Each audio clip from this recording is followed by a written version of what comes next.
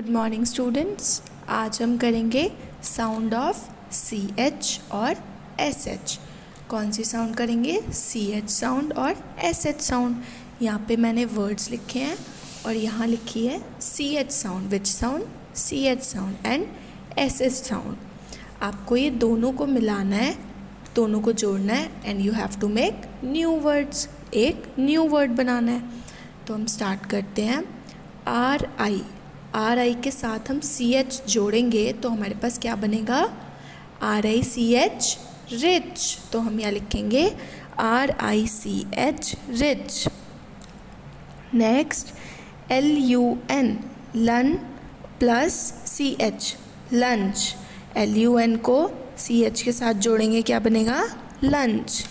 TEA को CH के साथ जोड़ेंगे तो क्या बनेगा?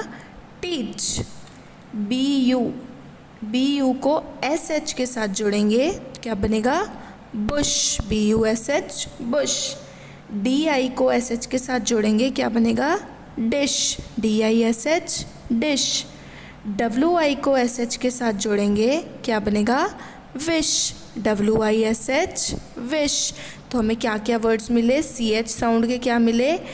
RICH rich, LUNCH lunch, TEACH teach. और SH के क्या मिले?